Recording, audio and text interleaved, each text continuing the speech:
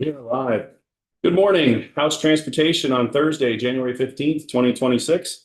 Pretty much all day today is going to have a theme of public transit related topics. And when it comes to public transit, at least where we start as a committee, is always with Ross McDonald, the Agency of Transportation. So without a big speech this morning, I'm going to hand it off and say welcome back to committee in 2026 and Happy New Year, and let us learn what's been going on. Thank you, Mr. Chair. It's nice to see everyone again. And as Ross McDonald, Public Transit Program Manager, been with the agency 19 years, entering my 7th year as the Program Manager.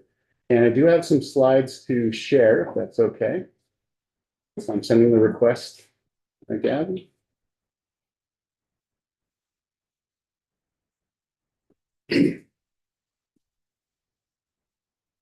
Oh, that's clear.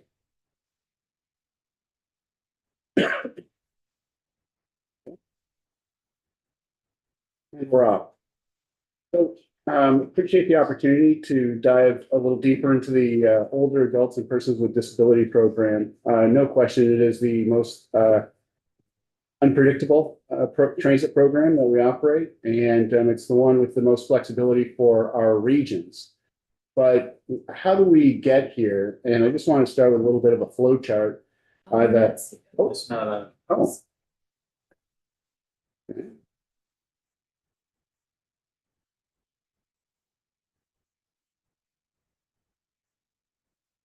Oh. That extra share button that Terry doesn't require.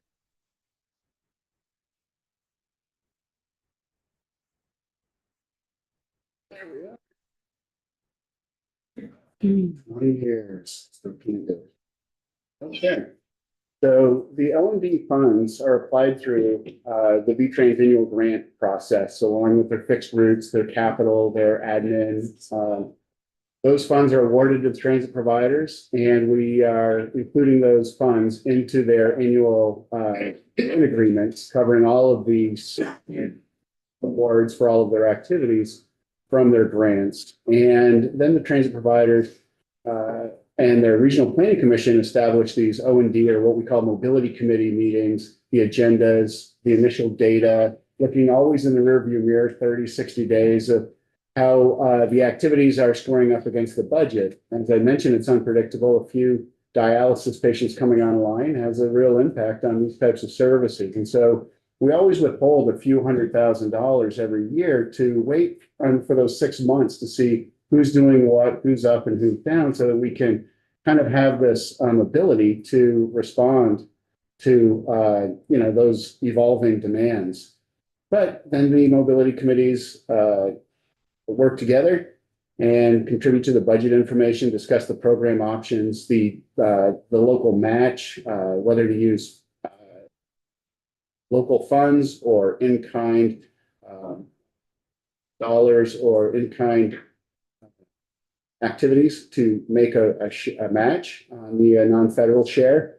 And then the transit provider shares regular budget reports. And that's the way it goes throughout the state, but it's never exactly the same everywhere throughout the state. But when we look at those awards, public transit initial awards, and this is what we call the core budget: operations, admin, preventive maintenance, CMAQ and O&D, those types of things. And this year's budget only had about $4.5 million in that line item, and we received requests for $6.1 million. You can imagine that was higher than previous years. But using older unspent funds from capital dollars that were from FHWA that we could use for the administration of this O&D program, robbing Peter to pay Paul, we were able to get to about $5.9 million currently through that mid-year adjustment that I talked about, adding those dollars to where they were needed most. So we thought we were doing pretty well, but these are constraints, and we don't hit the mark and provide everybody with what they need entirely any year. So the trips, and it's almost a waterfall flow of priorities. It's got to be critical care first, that kidney dialysis, cancer treatments, the non-Medicaid medical needs. We've got to get folks to their medical appointments. The senior meals program, that is part of Meals on Wheels or getting folks to the lunches in their region. Adult day services is also largely unconstrained, and we know the importance of getting people to those services.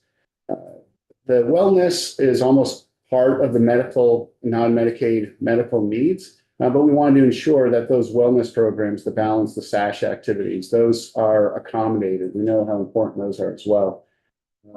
Then essential shopping, the grocery store, the pharmacy, the food shelves. But then in the last 10, 15 years, we've opened it up a little bit because we were getting those calls from people saying, we had the budget, we had this need, but you didn't allow us to get this person to and from work. Or they just had to get to this job interview, then they were going to get the job and get a carpool or fix their car or whatever. So we started talking about that and working with Dale, Division of Aging and Independent Living, and they have the data that show that social and personal trips have the same health determinant as getting to the doctors, really.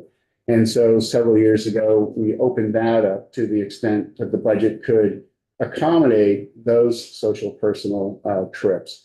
So that's where we are with the overall program before we get to the data and the details. Yeah, thanks, Ross, for coming.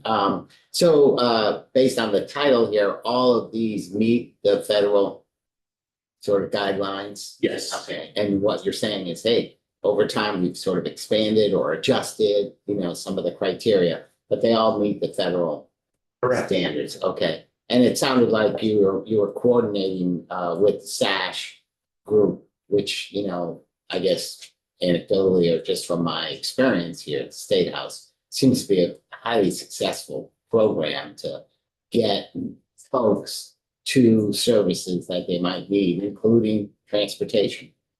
Absolutely. And we would generally hear from the call centers and the dispatchers. And hey, our SASH type of activities eligible. We wanted to make sure that that was carved out.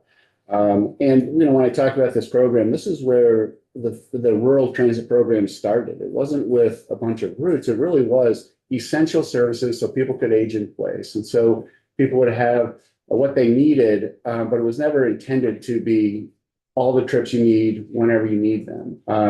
So it did start as critical care, adult day, shopping, and your medical appointments. But we have the schedule, we have that rated service with Medicaid trips, which is far larger than this program. And so it's hard not to see what else can we do? And a good example would be the Recovery and Job Access Program. It's not part of the O&D program, but it is part of the demand response programs. Starts with Medicaid, that's the entitlement. There are no denials allowed.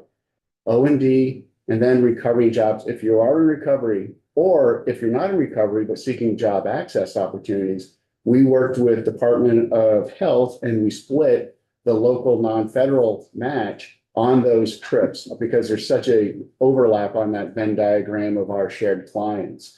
And so that's another layer of demand response that resulted from the Opioid Coordination Council that I sat on with Department of Labor and people at AHS.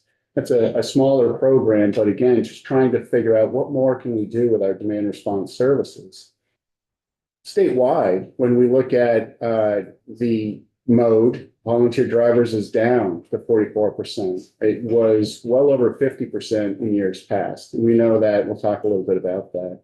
We also see that those social, personal, and vocational statewide make up 11% of the program. That's a pretty comfortable level for us because we can see that the priorities are the non-Medicaid medical, the critical care, adult day, those trip purposes.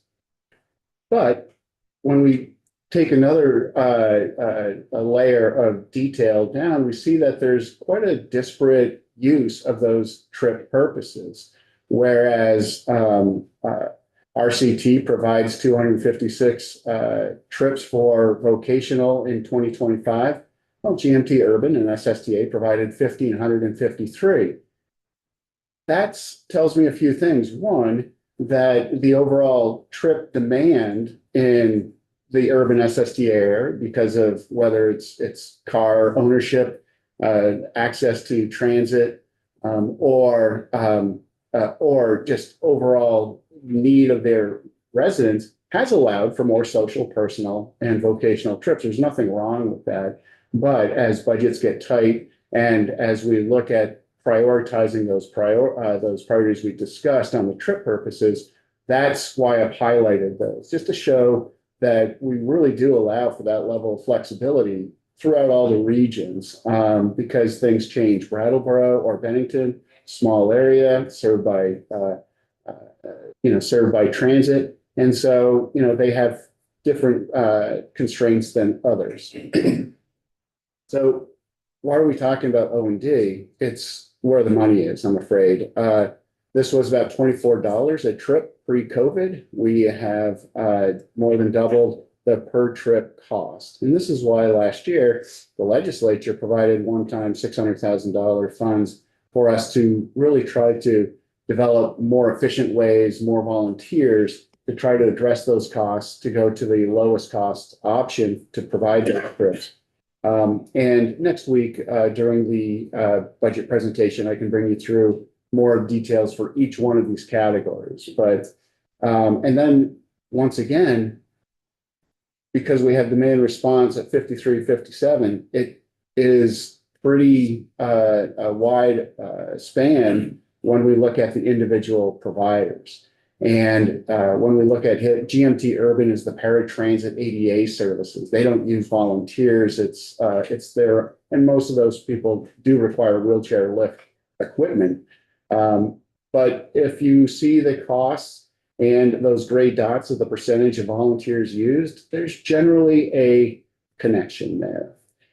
Starting 2 weeks ago, GMT Rural Franklin County has moved to RCT.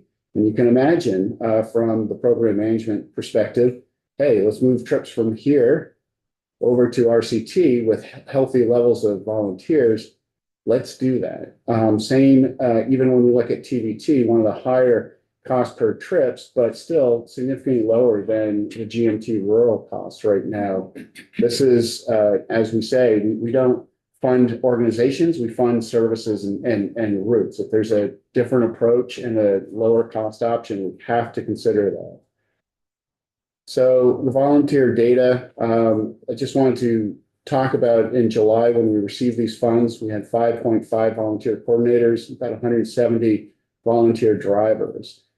Just a few weeks ago, we asked for an update. We now have 8 volunteer coordinators and 192 part-time drivers. So these budget constraints and these issues with costs and demand are not new to us. We're trying to work through some of these issues, but we've talked about the cost increases, volunteer driver decrease, the significant demand increases. We know we're aging rapidly, and the highest of our aging population that's growing is those 80 and over. Those are the folks who are aging out of driving who need these services more. So we're expecting that not to change. We did add some of these trip purposes. And again, when we saw the 6.1, we said, let's get through this year, invest these dollars, bend the cost curve down. Maybe we can thread the, it's not really happening the way that we were hoping. And so a lot of our regions are looking at their trip purposes and frequency and adjusting to the budget after the mid-year amendments. But we do have opportunities and work to do. Community driver program continues to incorporate sedans at lower hourly costs. Section 24 investments have been awarded, and those are 2-year projects to get more volunteer coordinators, more outreach, more partnership. The time for mobility management is now. If we spend this year on setting up more robust volunteer programs, we need to use this year and next to really hone in on mobility management, working with higher ability, working with our providers, working with the people who use the services a lot to try to combine trips. And we have the Section 28 presentation after this one, where we'll talk about, efforts to work with those healthcare providers so the transit providers and them can work together to find some efficiencies. That's part of mobility management as well. if we have underperforming fixed routes and we can sustain the successful routes, we're hoping that there's some money left over to redirect to cover these O&D demands. Increase local contributions, that is really where we use in-kind. We bump up the trip cost by 20%, show in-kind use, our volunteer hours and mileage, draw that down, and then bill the federal portion for about 100% of that trip cost. If we were getting only dollars like Colchester provides, we would have more trips and more money for more purposes. And then certainly the clarion call is review and update the program guidance. We have a O&D summit in person in June, and we'll be talking about these issues that you'll be hearing about today. But that's my presentation, and I wanted to make sure I could just get started with the data and turn it over to the folks who are running this program. Representative Feast? Does the actual rider pay anything? They do not. They don't. They don't. Not for the Medicaid program or the O&D program. Any of them? Does any of them pay? Well, the 20% non-federal match is paid for by towns, and so they're taking on that match in many instances. And so they do that through town meeting day, and we have a budget to match these services to get our older and folks and people with disability out there so they can continue to live where they do. Representative White? Thanks for this, Ross. I appreciate it. I just want to make sure, I wanted to return to the funding slide to just make sure I'm understanding the funding. So the O&D, so is that $4.5 million that was budgeted in 2026? Is that the total cost of the program, or is that the state contribution? That is the state contribution. Okay, so the total cost, the total budget is 30.7 million? For those core activities, correct. Okay. All right, and so it's, for example, 4.5 million state match, and then that other 24 million is federal? It is federal as well. Okay. Okay, thank you. Sure. And I guess I have one other question, which is the Vermonters who use these programs, are they allotted, for example, 2 trips per month? You can use one for wellness, one for your haircut. Do they get a certain allowance, or is this program kind of just response driven? They get a request, they try to accommodate it. It starts with 2 things. One, eligibility. Are you eligible Yep. for Medicaid first? And then we go to the O&D, Recovery Job Access. And then once that's established, what are those constraints in that region? And so we start with unlimited critical care, or at least 2 out of 3 dialysis, 7 out of 10 critical care. Your medical appointments are generally covered. Some people have those caps of 6 round trips per month for as you mentioned, shopping or medical, and hoping that that's enough. They can come on. Those are general guidelines, and that's what they need the O&D committees discuss on their regular meetings, which is, hey, we're a little bit over here. We have a little bit left over here. Let's broaden the trip types or frequency, or we're running hot. We need to reduce a little bit. But what you don't want to do is just calve off trips if you can at all avoid it. Right, okay, so when we're looking at something like the requests are significantly over the budget, is the O&D board looking at limiting Vermonters' number of trips they can request to try to get closer to that budgeted number? Yes, and so when we saw that 6.1 request come in, the budget's the plan, and then you get hit with the applications, and the reality is very quickly upon us. And so what did we have for obligated unspent on capital through these federal funds? Can we move some of that to the O&D administration? Those types of trade-offs are being done through April, May, June, as we go back and forth with the providers to say, hey, what if we had this much money in ops and covered this much money in O&D? Could that work for your budget? Because 20% of the budget that we don't capture is coming from the local providers and their own funds. And so there's that latitude and that approach that has allowed us to get to this point with our level of services, which again is about as high, if not the highest of all rural areas in the country. But Our level of service is the highest. it's the most well-funded transit program in rural America. But of course, it's not enough. And you talk about the gaps always. Services are one thing, but who's not getting those trips? That's what that's the mobility management and the reality that we're facing. Okay, Representative Adams, Yeah, I just, we're gonna, we want to make sure we get everybody. I've got a basic question, but I just want to be 100% clear. These are, you can only use unobligated capital funds you can use operational funds too. Okay, I know there's this big, really important distinction. Would you mind just kind of going into the weeds? Because I know there's constraints. One bucket versus the other, yeah. You got it. And so that's why I was talking like, okay, so we have obligated unspent funds. Are those capital funds or did we use our flex funds for that line item? And could we take that $2,000 remaining on that capital?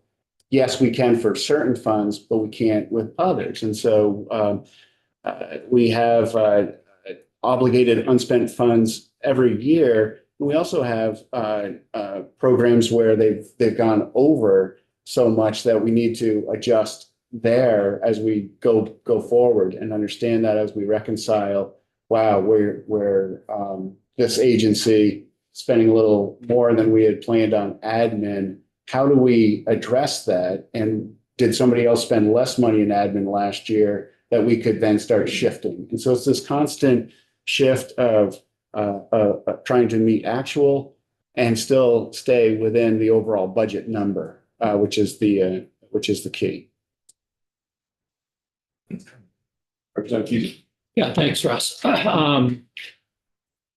The rough idea of the percentage that this contributes to everybody's budget? It changes quite a bit. RCT, it's over 50% of their program. And when we talk about SCVT down in the Brattleboro area, it's probably more like 30%. And so different areas with different densities, different communities served, like in Burlington, with a fairly robust transit service in their ADA, we don't have the demand response because we have the services in place. So then, so this is this amount of money is a line item in, for example, the buses budget. Yes, and full cost amortization using their cost allocation plan will assign overheads attached to that mode. And that is where we do have those high costs of the call center, the dispatchers, the schedulers. Fixed routes a little different where it's making sure the schedule is met. That's pretty predictable. It's the daily intake and coordination and trying to get those volunteers to provide as many trips as possible. And they're just one day away like this to say, I'm not going to drive today. And so every day is kind of starts off with a triage of who's in, who's out. And then those calls are saying, hey, I know you need 48 hours, but I was just given an appointment today that I really need to get to. Our providers are trying to also scramble to make those happen. So what you're saying is that if this money was not available, these services would not be provided. That those constraints would grow. And so we're not going to do unlimited critical care. It's going to be 2 out of 3 dialysis. We're going to work with people to get a family member to take you there in the weekends, those types of things. And so we would have fewer trips for fewer people unless we get more money or we build some capacity. And that's what we're trying to do with some of these investments. Thank you. Okay. I guess just clarification. So how much in advance do these people know that are trying to get these services that are constrained? You're not gonna be able to do this. How do they know? They just call up and they tell them, or is it sort of like an advance notice? Those O&D, great question, because we start with those O&D committees and when it works well, they are meeting in July to roll up how they finished the last fiscal year, those costs, and then those plans will adjust. And so when people call in and say, hey, the new parameters that start next month are going to be this, or start in 2 weeks are going to be this. But the goal is to make those trips and with no surprises. Thank you, Ross. Thank you. Who's going to go up next? Is the next floor. I know that we have some people that we don't always get to hear from. I'm not sure where you want to go in the order, but I also know you wanted to make a comment. I don't, you still wanted to comment. Oh, okay. So does that mean Elaine is next, or? And for the committee members, you can pretty well cross off that break at 10:30. That's not going to happen. We're going to keep going. Fair warning. Does that mean that Elaine, you're up next? I'm happy to. Hi, Welcome. you. Thank you for joining us. thank you for having us, Chairman Walker. I'm happy to answer any questions you guys may have. I think that would probably be most beneficial to you if you'd like to speak about Medicaid or anything specific you'd like me to address. I'm here for you. Well, that's pretty wide open.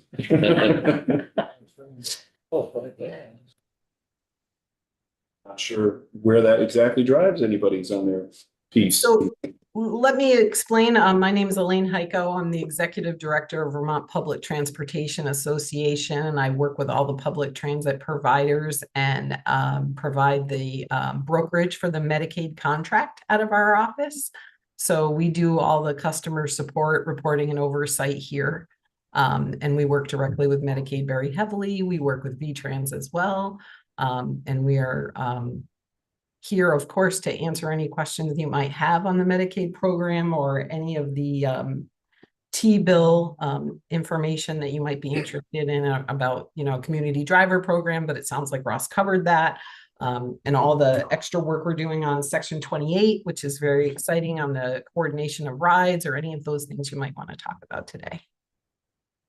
Representative Fauch. Yes, hi, Elaine. Thanks for being here.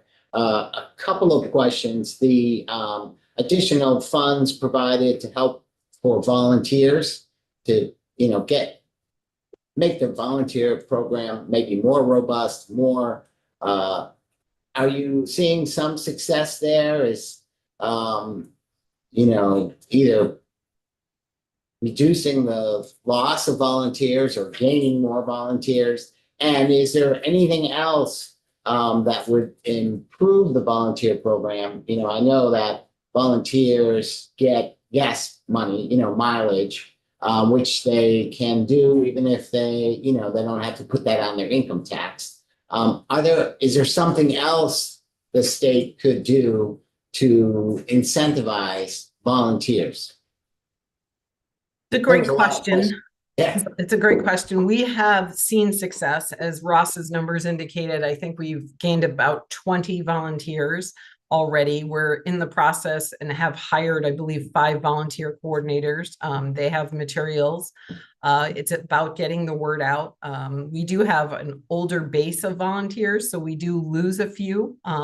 Some people are snowbirds, some people drive very limitedly. We're very wide open to accepting volunteers to work when they want, as they are volunteers.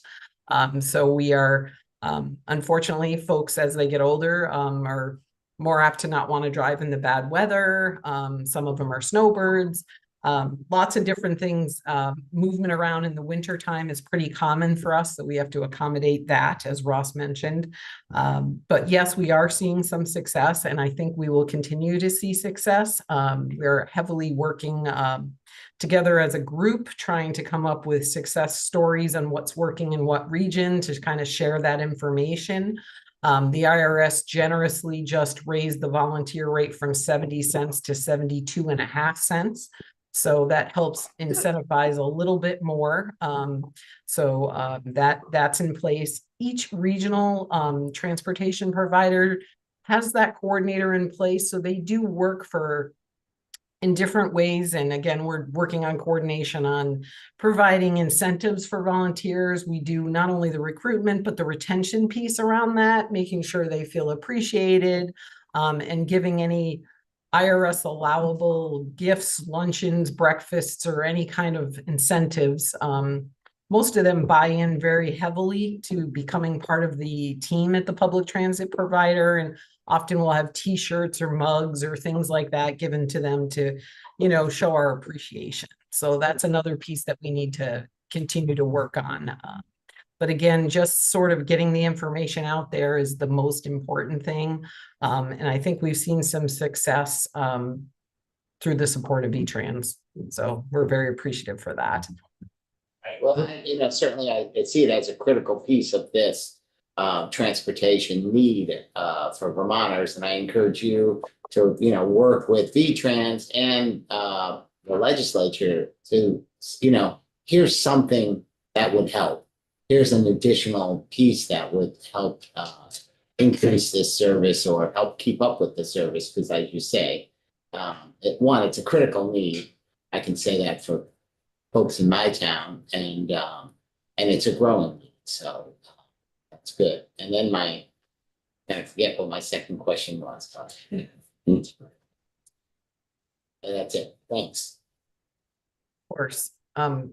Caleb Grant is in the room. He's the public transit provider at RCT. Caleb, did you happen to have any idea about what we could ask for in addition, since you're the largest volunteer holder, I think, across the state, and you guys are incredibly successful at recruiting volunteers? Is there anything you might want to add? I mean, it's a challenging program. You're trusting to put a complete stranger in the back of your car who may be going through some very challenging times in their lives. And so any type of incentive we can provide, I think tying into the veteran population is critical. Nationwide, the largest demographic group of volunteer transportation drivers are 60 to 80-year-old veterans. Utilizing state connections to our veteran communities could be extremely helpful, but any type of protections you can give for either professional or volunteer drivers for mental health crisis situations is helpful, but the funds that were invested last year are being fruitful, but it's really getting the word out and making sure we keep our drivers safe, and appreciate it. Thank you.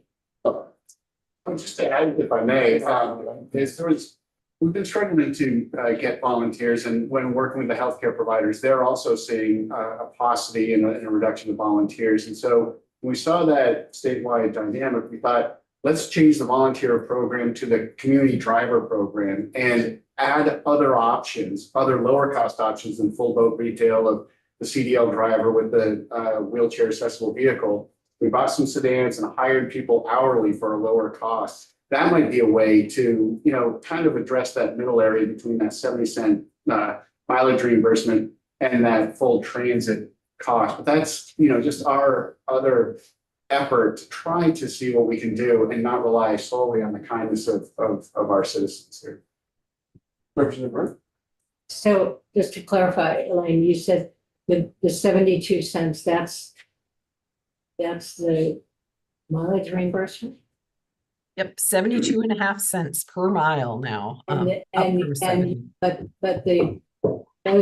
that particular population is volunteer. They don't get any other per hour pay. No, we don't.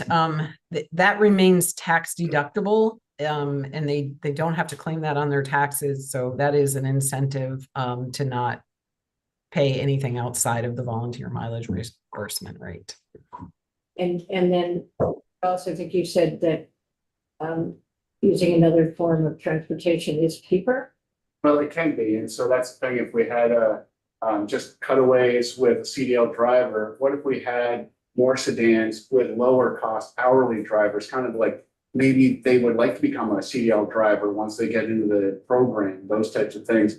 But we're just trying to search for something in the middle between that big gap of 72 cents a mile and $110 an hour. So that was one of the reasons we rebranded the volunteer program to a community driver program. So we could just provide more options for more people at lower costs. Thank you. Representative White? Yeah, hi, Elaine. So you mentioned that you work on coordinating the Medicaid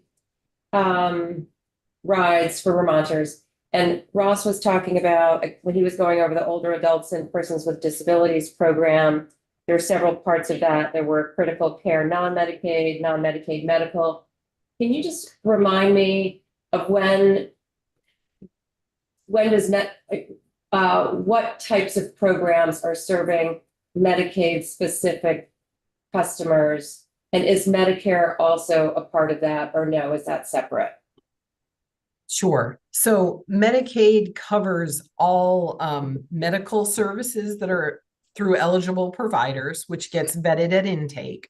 And then if a member could be dual eligible, they could be eligible for Medicaid, and they could also be eligible for O&D because they might be over 60. So O&D would cover things like shopping trips for them that are non-Medicaid covered. And social personal trips, if that regional committee allows for that in their O&D trips. So we have many riders who call in who are dual eligible, and they get their care under Medicaid to a Medicaid approved provider.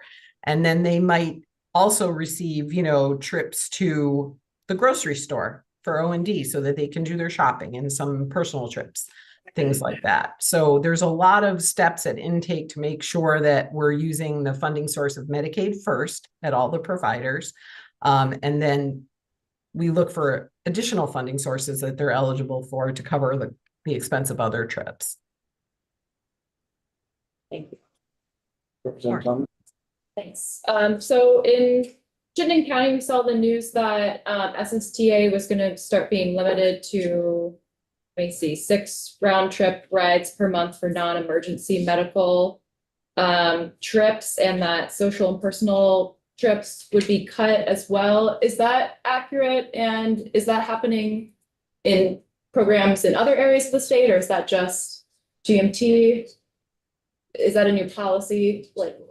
Again, those decisions are made at the regional committees based on what they have for resources. And I see Clayton Clark has jumped on, and I should punt to Clayton to let him answer questions in his own region. But yes, that can happen when demand goes higher and funding is restricted. That certainly can happen. So Clayton, I'm going to punt to you to answer. So for the record, my name is Clayton Clark. I'm the general manager for Green Mountain Transit.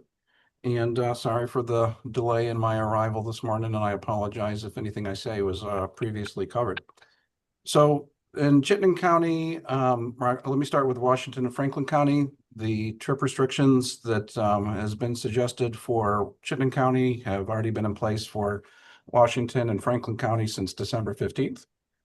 On Monday, Green Mountain Transit notified the Chittenden County O&D partners that trip restrictions in Chittenden County, we would make them voluntary instead of mandatory.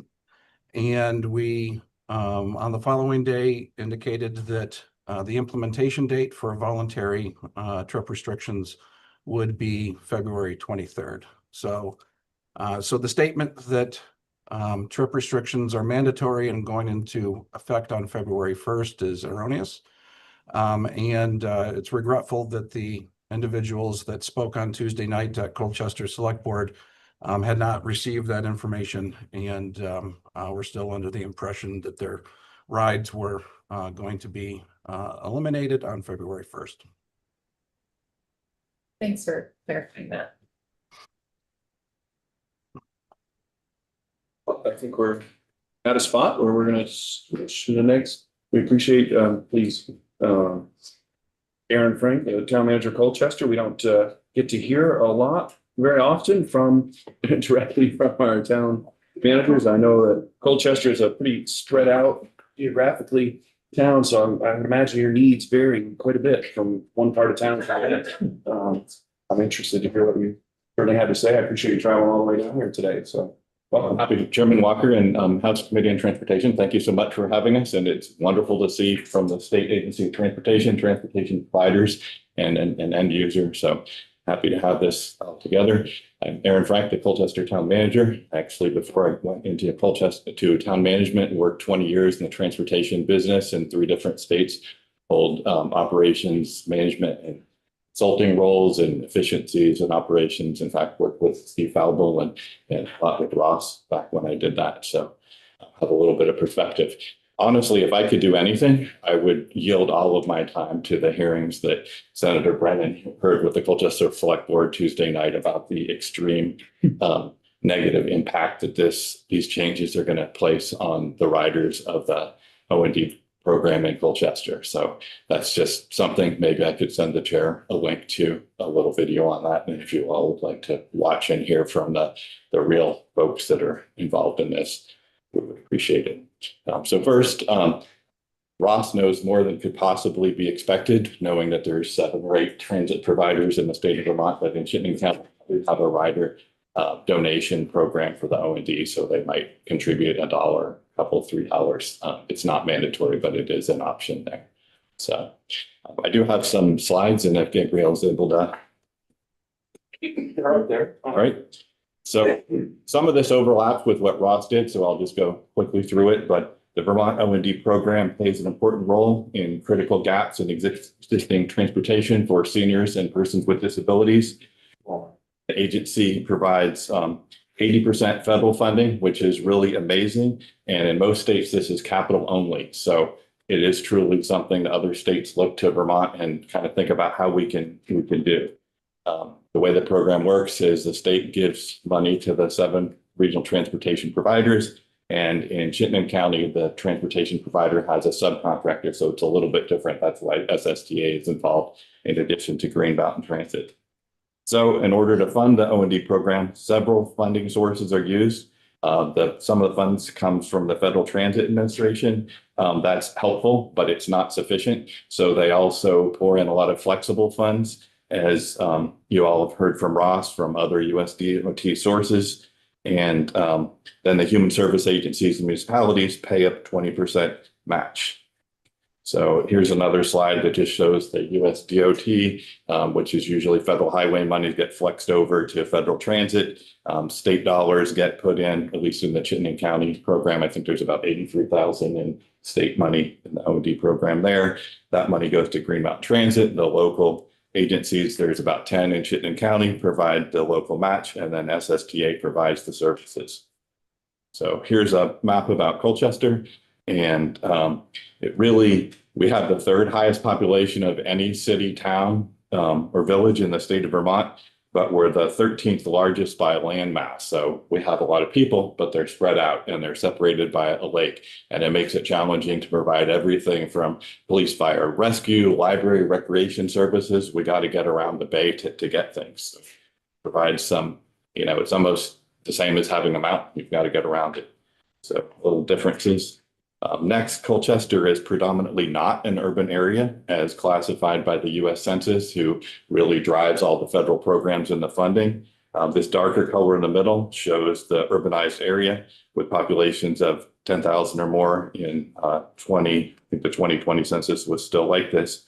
And then Colchester with a population density about 500 per square mile, but understanding that most folks are concentrated in a few areas. We might be more like Vermont as a whole than Burlington, South Burlington, Winooski, and Essex, who have population densities of 1,200 to 5,300. So we're thought of as Chittenden County urban, but we're only very partly so. Here's another perspective. You heard about fixed route public transit and how it's an option in Chittenden County, but thinking about how much of Colchester is rural on different sides of a bay that's hard to get around. Here's how the value of Green Mountain Transit service, and this is combined fixed route and ADA paratransit, are spread out. You can see Milton, which is pretty rural, doesn't receive a lot. Essex Town, and that's a town outside the city now, doesn't receive a lot. And Colchester, which is double the size of Essex Town, is the 3rd lowest and 3% below average. And it doesn't really have anything to do with how much we contribute. When I worked in the transit business, developing grants and programs, if we had a route for Colchester, it wouldn't meet the thresholds for performance because we're too low density. So why do I give you all this background? O&D is a really critical program for Colchester and other communities like it in Vermont. So here's another perspective of the communities that receive urban fixed route transit service. You can see both population and in blue and bus hours, which is kind of a measure of service.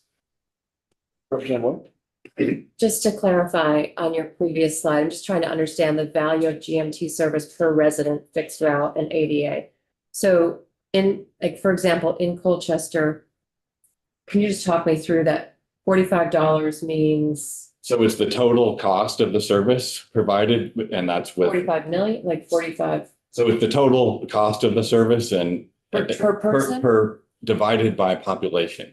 So it's based on hours of service within every community, and then that's multiplied by a cost per hour. And you just heard it might be 110 an hour, something like that. So there's so many hours of service in Colchester, you multiply by the hours of service, and then you divide by population. And so it's kind of a measure of how much service per individual person in a community. So so we're looking at, in Colchester, a trip costs $45? No, Okay. I'm sorry. so it's Per year, per person. per year per person total funding of the Green Mountain Transit services that are provided in Colchester, not by trip, but per person. It's basically how much is allocated for your population and how, not per trip. And it's not the population using the service, it's the entire population. Yes. Okay, thank you. Representative Paul? So is this like what the town of Colchester is contributing to, or this is, entire amount, federal, state, and Colchester's share? Exactly, plus rider share. So it's all four of those. So it's the total value of the service. Okay. Great question. Thank you. Hold on just 1 second, Mr. Friend. You have a hand up there, Clayton, as you're looking for a chance to ask a question or a comment here? I just wanted to clarify because I want to make sure everybody heard what I said earlier because it seems to conflict with how Aaron started this. It's very clear as of Monday that Colchester is not required to implement trip restrictions. They will be able to manage their own appropriation. So there is no threat right now that Colchester will not be able to do exactly what they want to do with the program. Frankly, I'm very concerned that people on Tuesday night were presenting information out of fear that they would lose their rides come February 1st, a fear that was totally not founded in the reality that Colchester will control how this program is used. And it feels to me like these people were put on display. And I just think that for the record, I'm very offended by that. Well, I guess I would say that today's Thursday. I wasn't there on Monday or Tuesday or Wednesday. I appreciate your comments, Clayton. I know you're a regular participant here in the committee, and I would say that we'll continue to move on and we'll have to see where we end up on this piece, but Thank you, Chairman Walker. All right, so again, of the 9 areas, communities in Chittenden County that receive GMTA urban fixed route service, Colchester is the 3rd highest population, but we have the 3rd lowest number of bus hours. And again, it doesn't really have a lot to do with, we do contribute to Green Mountain Transit. We pay for the fixed route service, we pay for the ADA service, and on exactly the same basis of a member. It's just contractual. We don't send a board member, we just have a contract agreeing to do that. So but it's important that we're a high number in population, but a low number of service. Again, it points back to how important this O&D program is. So next we have the trip parameters. This is exactly what Ross presented, so I won't go over it again, but it is important to the town, its riders, and perhaps you as representatives. So next, the O&D committee. There's an O&D committee in each of the service areas of the transit providers. And the O&D committee in Chittenden County has 10 members. Colchester has about 115 riders based on ridership of the last 5 months as of December. And the committee is facilitated by Chittenden County Regional Planning. And the partners are supposed to approve either by consensus or by vote 2 things: the split of money every year that VTrans allocates, gives to the transit providers, and then the agencies are supposed to sort out who has the different needs in the community, who should get how much, and then the trip purposes. So next, the Chittenden County O&D committees last approved trip purposes. You don't have to read this, but they are put in writing, mostly so that can be provided to SSTA, the service provider, so they'll know what the expectations are, and so they're clear. Next, these are the O&D trip purposes for Colchester that will remain in place until February 23rd. And you can see we have our own parameters on top of the overall parameters, maximum 3 round trips per week in any category other than medical, no restrictions for medical. Social personal up to 3 round trips per week for visiting spouse cared outside the home, visited trips or church, friends or church, and social personal for other needs are not permitted at the time. So we do have some restrictions. Here's a chart just on the annual budget for Chittenden County. You can see of all the agencies, Colchester is pretty much tied with Champlain Agency on Aging, now known as AgeWell. It is a substantial part of our transit program in Colchester. So next, recent events and how we got here to me is important. So in FY26, going into the FY26, the regional transit provider received an additional $950,000 in state provided federal funds. This, I'll acknowledge, was in the governor's budget, but having been in that business in the past, I know how you get things in the governor's budget. You ask early, you ask often, and you make compelling arguments. And that's how things get in the governor's budget. At the same time, there was increasing needs in O&D program. In Chittenden County, we were over budget by $168,000 last year, but there was no request of the transit provider for additional O&D funds.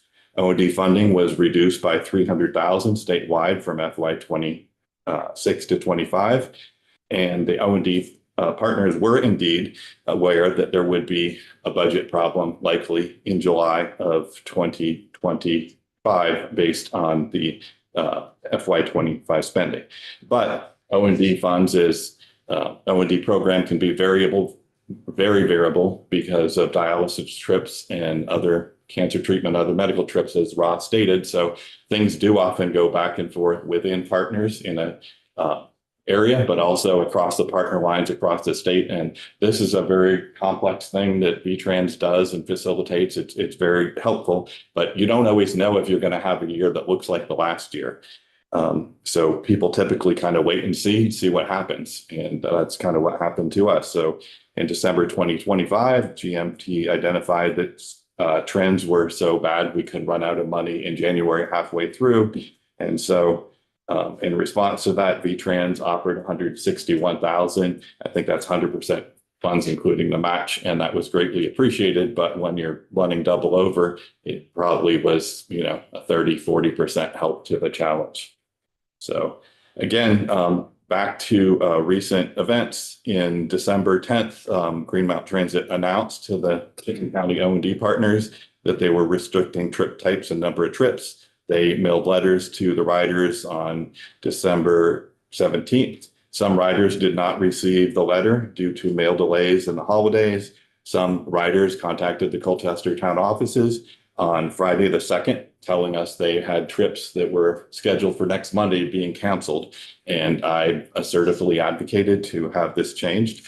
Ultimately, Green Mountain Transit, Clayton granted this, for which I'm thankful. Again, next week, we heard how disruptive this was, that, hey, a week's delay isn't enough. And so then I staunchly advocated again for another 3 weeks of delay. And when cities and towns make changes, planning and zoning, we do public hearings, and there's a notice of public hearings. It's hard to do things quick in government, and we wanted the same expectation afforded to the riders who rely on these trips for life-sustaining needs. So indeed, the 3 weeks was granted, and now our current concern is that we want for the O&D committee to follow the state guidance, which is if a regional O&D committee foresees a budget shortfall, it will institute measures to the greatest need for the remaining funds and will reallocate funds as necessary to have the smallest possible negative impact on the O&D transportation services. So here's a comparison of the now suggested changes to the Colchester's past trips. So all riders now have a 6 trip maximum per month. And as you saw before, it used to be 3 a week. And if riders now take 6 trips per month for adult day dialysis or cancer treatment, they're not eligible for other trip types. And so critical care non-Medicaid remains unlimited. Non-medical Medicaid now is a 6 trip a month maximum. Senior meals, 6 trips a month maximum. Adult day remains unlimited. There's no more wellness. So we had a senior that has group exercise, and it's part of her doctor's regimen, and she's not really able to exercise alone. It's much safer for her to do that as a group, and it's facilitated, but can't go to that anymore. Shopping now is limited to 6 trips a month, no more vocational, which is jobs trips, and no more social person. These are, again, suggested. So the town doesn't feel the action taken on December 10th was taken by the committee. It was announced at the meeting, and then there was a letter to all the committee members 10 minutes after the meeting over. It was not a discussion, it was an announcement. Colchester wants to engage in mobility management, which Ross is suggesting, try to create more volunteer riders really quickly if we possibly can, and shift trips to family, friends, and other services. And Green Mountain Transit granted this request, but in such a manner that you have to wholeheartedly adopt their approach. And if we don't, then we're kind of on our own for cost overages. So the folks that go along with the now suggested mandate are going to be held harmless for cost overage. But if Colchester does something more generous for its riders, like maintaining those work trips that we heard so much about on Tuesday night, we are entirely on the hook financially. So by doing the right thing, we're going to be more financially at risk for doing that. And we have 9 riders that are going to work regularly on this program. And yes, Colchester's been generous. When I got in the transportation business 30 years ago, the select board was generous and provided more trips. I think it has to do with the community's mentality, but also understanding our geography doesn't put us in a place where fixed route transit works. So this kind of transit is a transit that works for Colchester. So here's a slide about, so we've got 9 people with disabilities working, and we're starving for workers in the state of Vermont. They have jobs they like that they want to continue at. We need to figure out how they can continue. And one person said that it'd be $500 a week for them to take an Uber, which was the only choice they had. And that's not sustainable for individual. And even though might be $50 a trip, it's a lot cheaper than taking an Uber. So, there's societal reasons, there's individual reasons for this. So of the 115 riders that have used the Colchester O&D program in the last 5 months, 89 were going to be affected by these changes. And of those trips, 9 were for work trips, 2 were vaccinations, 57 personal reasons, 25 social personal reasons, 2 for medical trips, 2 social trips, and 1 for substance use disorder treatment. So Colchester staff, and we're asked by the select board to do this, engage in mobility management, carpools, friends, family covering trips, reach out to the community to find some volunteer drivers, consider restriction of grocery to in-town only, and consider a town-wide weekly grocery shopping trip instead of individual trips to help reduce our liabilities. But unfortunately, doing so under the offered now voluntary, it will place the town at financial risk. So what can we do about this? Well, Colchester also pays a good portion of 2 bus routes in Colchester. So the blue route is the route from Burlington to Winooski to Colchester to Essex Town to Essex Junction. It, last time I knew, was the 2nd highest productive route in the state. Colchester has a very high density corridor, multi-story buildings. Unfortunately, that area, we don't get any tax revenue hardly because it's not for profits and state and federal agencies and the college. So it's wonderful for employment and other things, but it doesn't really get the town a lot of taxes. But that route's very productive at $5 a month. You'd be pleased to know. Another route that we fund is the Franklin County commuter. Local match is paid by Colchester Milton, to my understanding, not Burlington, Winooski, or St. Albans. And it's roughly $32 a one-way trip. Uber, I checked, was 51, so less than that. But if you look at other options, a Prius lease is $299 a month with a $3,000 down, which turns out to $680 a day. And so why do I say this? We're having to make difficult choices locally, regionally, and statewide. And when we have a transportation for the purpose that people who cannot physically drive, and there's other services for people who might be able to. My kids took the Green Mountain Transit and it saved them some money. It was good for the environment, but they were able to drive. So it was a choice. It's not a choice for all the riders, but it's just kind of a point to make in this committee's deliberations for next year. you've seen these before from Ross, no doubt, but here's a chart about it's $40 a trip for the commuter routes on average. But there's some commuter routes in the $70 range, in the $60 range, and these are a couple years old. So if you're thinking about scarce resources, I would say, please think of the folks that have no other choice first in your deliberations for next year's budget. And some of these commuter routes are rather costly in a time of scarce resources. That's what I have, Mr. Chairman. Thank you very much. Representative White? Thank you for this. So just want to clarify that I understand correctly. So in December, Green Mountain Transit notified Colchester that there would be limitations on the O&D. Correct. And then in January, Green Mountain Transit backed down and said, these are not mandatory cuts. These are voluntary cuts.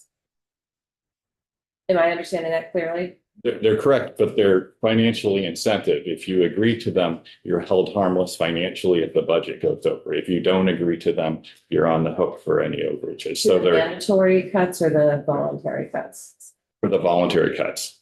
So they're voluntary with an incredibly strong incentive. Okay, I understand. And so, and some of these residents that you spoke of who are using the service to get to work, and you also talked about some of the bus routes you have. Are any of the residents who are using these offerings to get to work, are they paying anything on any of these services? So in Chittenden County, there's an optional, you can pay if you want to, it's not required. And I'm not sure if it's legally allowed. Ross might be able to answer that question. Sorry, the next session, what was the question? Is it allowed to charge people on O&D? We have a voluntary payment. We could take donations. If they're going to pay fares, then it would be applied to the services, 50% from local drawdown and 50% from the federal drawdown. That's the federal requirement for any fares that are received through those services. So it could happen, but of course, we're talking our most vulnerable adults. Right, I understand. I'm just looking at if obviously you're having to prioritize what is most important, like people who need dialysis, like that's critical.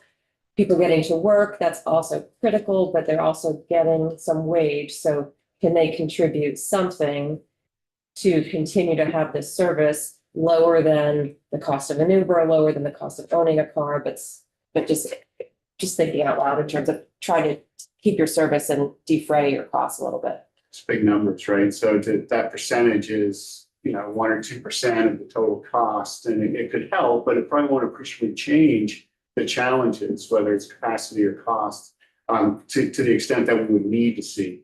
So far, the communities have been able to pay that local share on behalf of their residents in many instances. I just wanted to add, so it sounds like I have a better understanding of kind of how the notification happened, and that did sound like pretty disruptive to the Colchester community, and maybe there was a better way to handle that. Yes, and Clayton has acknowledged that. I appreciate it. Now we're really stuck with the difficult option is if we do something more generous than the suggested, not mandated new rules, we're on the hook completely on our own financially, and Colchester has its own fiscal challenges as all the communities. Is there a committee group or something that oversees the O&D that meets on a regular basis that makes these decisions, or is it entirely the decision of GMT? In other words, does Colchester have a representation in this decision-making process of when these recommendations come out? So we attended that meeting recently. It's been more like, hey, here's what we're doing. And so we've just read the minutes. So to be honest, Is this series of meetings like regularly occurring, or are they saying it just as needed basis? So the regional planning generally tries to hold 4 meetings a year. And so they're kind of at critical times when a new grant comes out, or if there is a need to reallocate money, or let's check in at mid-year.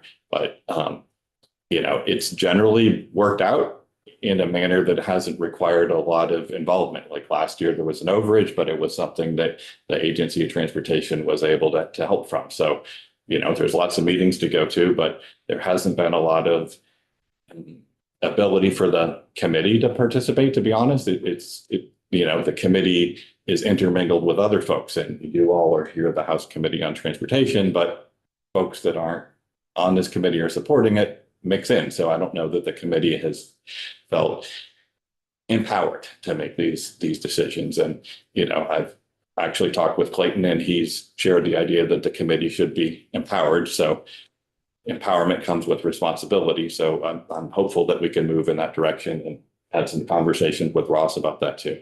Representative Burke? Are there any other towns in the Chittenden County that are affected by this? Yes, they are. Williston has a similar demographic to Colchester, is that part of it is very built up with lots of shopping, and they do have a couple fixed route there, but the older part, the village and other parts of Williston, are much more rural. And so there are other communities, like Heinsberg might have similar concerns. And so it's a community that's on the edge of the urban core that utilize this program more. And you'll look at the membership. It affects Colchester particularly badly because we have such a large population, and because we don't have fixed route service that runs all day long on most of our community, because it doesn't make financial sense to. And so this is all coming to a head because more and more people are using the service. Is that correct? So service costs have increased, and there is an increase in use, and there's also been a service cost increase. I think it was about 1.5 years the last time that SSTA raised the cost, but the cost of paying drivers, buying vans, and all this stuff has increased. But I would say very roughly, it's probably half and half increased use, and increased use could be longer trips, and it could be more trips. And do you have any taxi service in Colchester?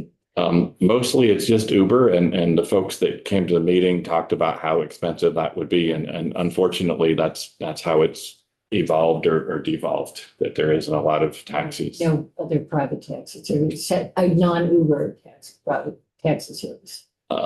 It may be traditional taxi. It's mostly gone to Ubers. I think maybe VPTA might be able to speak to whether or not there's any taxis in Chittenden County, because it has to do with the Medicaid, but I'm not familiar with it being as robust as before. Thank you. Yeah, thanks for this. I'd like to get a better understanding of how municipalities are charged we'll call it overage, or above what the committees determine are the standards. And I don't know, Ross, if you could sort of provide that. Does every community get those charges? Because, it's something I don't really understand. And it would be interesting to see if in fact it does, or a number of them do. How much people, how are they charged? I mean, let's see it on a chart. Generally, the transit providers enter into agreements with their partner organizations, and that could be the Agency on Aging, the towns, the hospitals, those types of things. And so every year, those are negotiated and brought forward mostly through town meeting day to talk about those appropriations to cover their share to maintain those mobility services. Some areas do not provide, some towns don't provide they provide donations to support the services, but the local match is taken care of, or the non-federal match is taken care of through in-kind activity. And so we have so much volunteer hours, we can then cover that 20% and draw down that federal dollars, but it draws the federal dollars down 20% faster. And some areas, have that mix where we use a little bit of in-kind, we use a little bit of the local dollars we receive from the towns. And then, of course, those contracts that Aaron has with GMT allow for those types of variability and contributions. So just a quick little follow-up. And the select board for years in Heinsberg, I never remember a line item for this service. Was it because we had Heinsberg rides, like in-kind services being provided, and somebody figured that out? I'm a little confused. I don't know. I'd have to take a look at the specifics with Heinsberg, but certainly can get back to you. Yeah, sorry. I could explain how it What's works. the last word if it's gonna have to be quick? George, I could explain how it works in Colchester. So we have a contract with Green Mountain Transit and it says we are receiving $160,000 in transportation services. The local match is 20% of that, which is, I think, 40,000. We budgeted 35,000 this year. And my back of the envelope right now is that if we go the way we want to, which is to continue things as they were before. I'm not sure we can afford to do that. If we're getting an additional roughly 60,000 from V-Trans, then this $35,000 budget item goes up by an extra 100. So, 2.5 times, it's pretty significant. In other communities, it might not be a big enough number that it's a line item in the budget, might be a line item of something else. Real quick, Heinsberg, because I have Steve Fowler right next to me. Your O&D programs are covered through AgeWell. And so AgeWell is a partner that has the same type of contract with them. That's why that makes sense. Sorry. Thank you. Thank you. I have to jump in that, and I apologize, Clayton, but I want to say a couple things as we kind of need to move to the next topic piece, and some of you will still be here, but all the committee members. There's a lot of committee members that spend a lot of time and energy in public transportation. I also want to start out with the part that the agency, the state, is testified and is undisputed that we are, if not the top, one of the top funders of transportation, of public transportation for a rural state. We do have within this rural state a very different need of rural areas and in the urban, and Colchester was demonstrating their issue of kind of their urban and rural in the same vein. We also put huge financial pressures on Green Mountain Transit over the last X number of years and what level we just can and can't support that.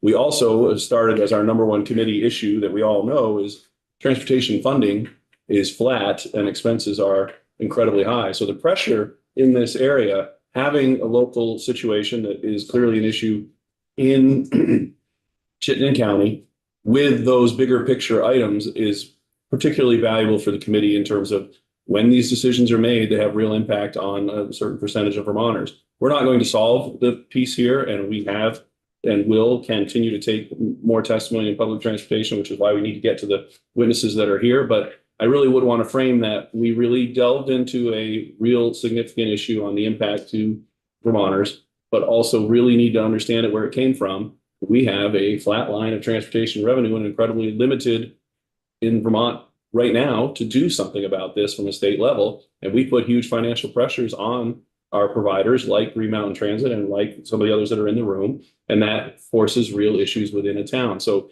somewhere in this long-term and continued effort, is there a different need for a solution in Chittenden County that is different from the solutions that are being provided by rural transit providers across the state? And that's something that we should really be looked at, is the funding and the needs of what happens in Chittenden County enough different than what happens out in the rural portions, which from every testimony we've seen has pretty significant success, but urban has a whole different pressure on it. And that's where I want to leave it at this point. I very much appreciate you coming in. I appreciate that you have a lot of work to do and solve on the area. I think the committee is interested that there should be perhaps a more effort in the regional solution. And we all need to be aware that you're going to hear it on the news regularly. There's no new money coming in transportation unless this body can come up with a solution throughout the course of this session. So thank you very much. And thanks for coming down on a snowy day. Thank you, Chairman Walker. Appreciate it very much. So I think we're going to bring Ross back up to, I'm sorry. He's good. We're going to bring Ross back up to the next section in terms of updates on healthcare and transportation partnerships. Real quick, I just want to do housekeeping. Gabby, do you have this presentation that you could help navigate with Steve? Section 28.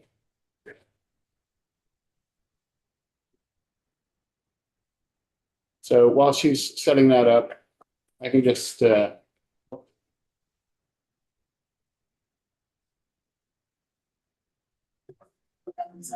Section 28 was sent to you yesterday morning.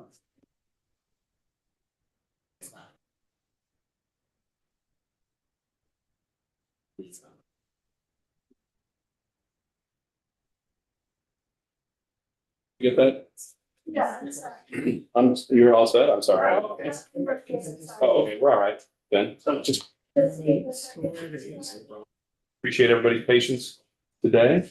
And we don't usually have this many people in committee. It's leading to the joint committee, right? Because we have all these interests trying to work together. But again, I'm Ross, Public Transit Program Manager at V-Trans, and I'm just going to very quickly kick this off to Steve Fauble, our primary consultant who wrote this report. And this is just in response to Section 28. And are there opportunities to work with transit providers and healthcare providers on mobility management, on efficiencies, on scheduling, on advocacy at our different facilities and services?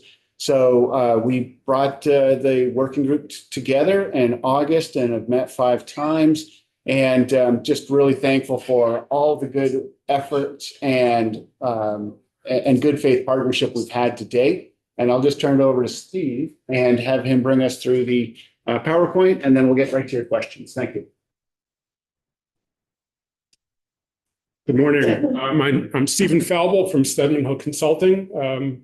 I've seen most of you before. I've been doing this a long time. Before I jump into the presentation, one of our key partners in this is Karen Vastine from UVM Health. And last I knew, she had a commitment at 11:15.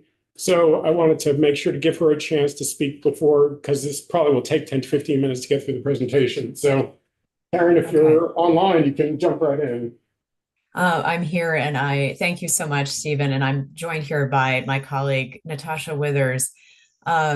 I actually now have been informed that the other piece is actually running a little bit late. And so if the committee would be okay with Dr. Withers and me weighing in immediately after after Stephen walks through the presentation, I think the timing can all work.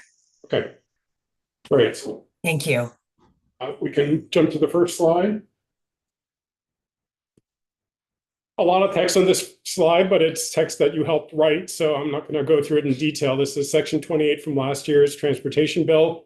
I highlighted a few key phrases here, which was the main charge from the legislature last year to convene a working group to improve coordination of healthcare and transportation services, and then to look at opportunities to coordinate scheduling of healthcare appointments and treatments to maximize the use of shared rides, and to improve communication between the public transit agencies and healthcare providers. So those were really the 2 things we focused on. And it's relevant to the discussion we just had, because to the extent we can coordinate rides, that saves money, that stretches the available limited dollars. Thank you, Russ. Stretches the limited available dollars much further and allows for more rides in general. Next slide, please. The working group was convened under the leadership of V-Trans and AHS in October. You can see here the members of the committee, several members from the state agencies, plus VPPA, plus the Vermont Association of Hospitals and Health Systems, and Devin Green is here representing them, University of Vermont Health. You just heard from Karen, and the Bi-State Primary Care Association. So these group members met several times over the subsequent months, starting in October. Total of 5 meetings from October 2025 through December 2025.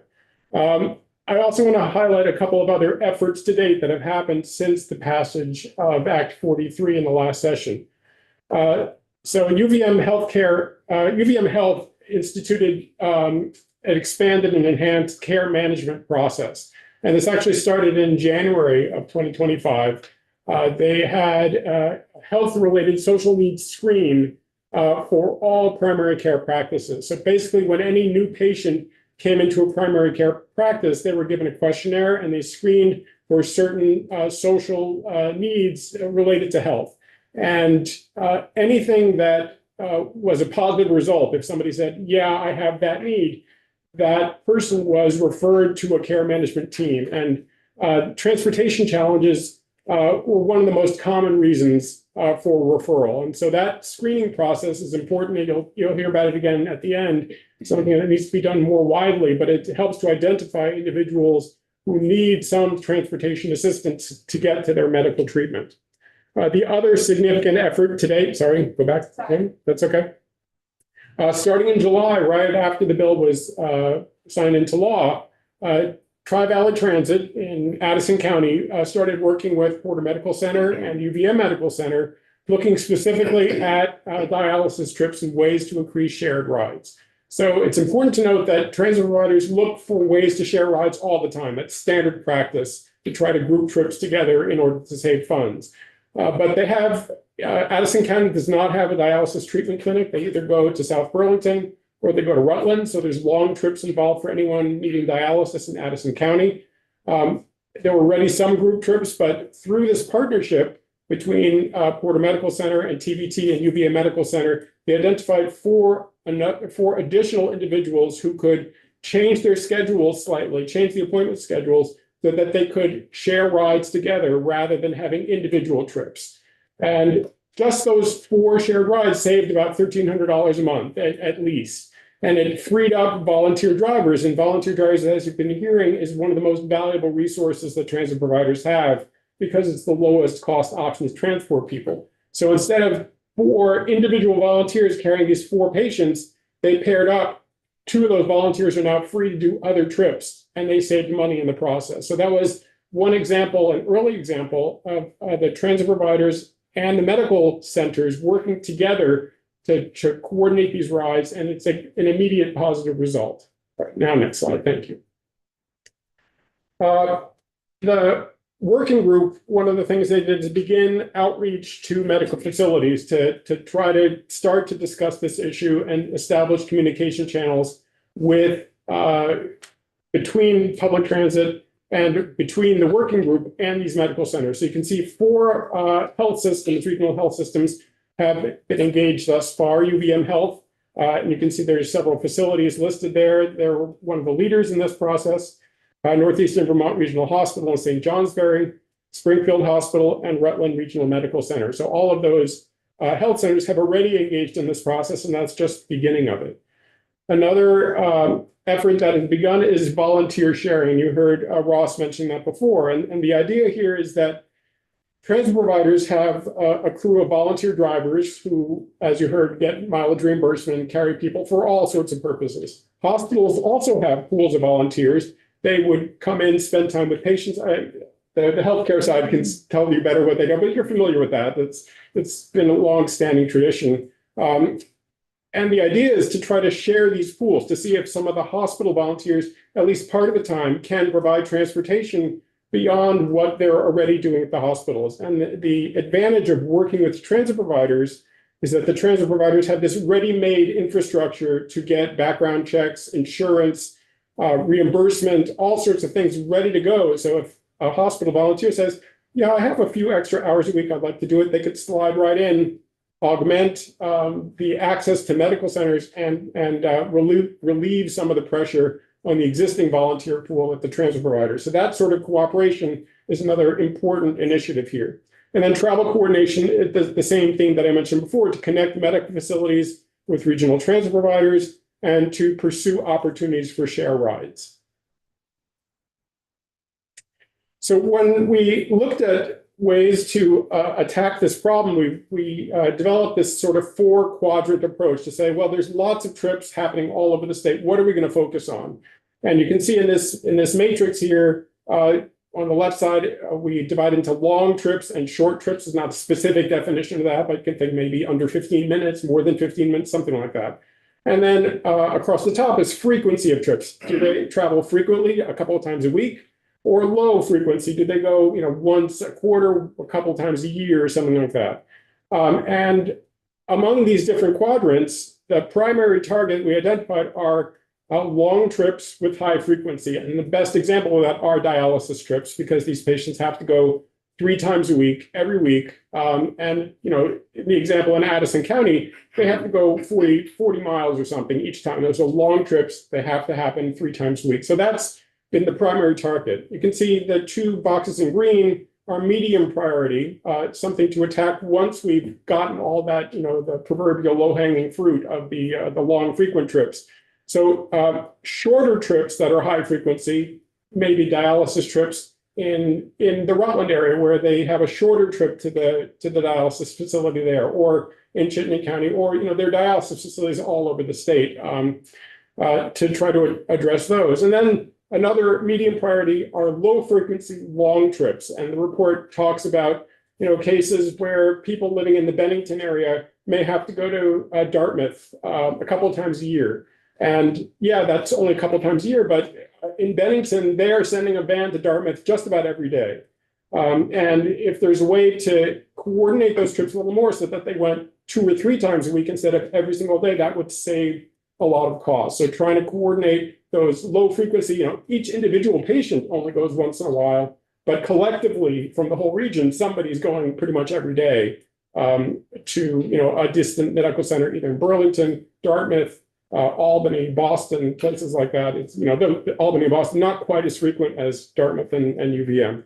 And finally, low priority are the short, low frequency trips. That's, something that, in the future we'd like to address, coordinate as much as possible, but not the priority right now.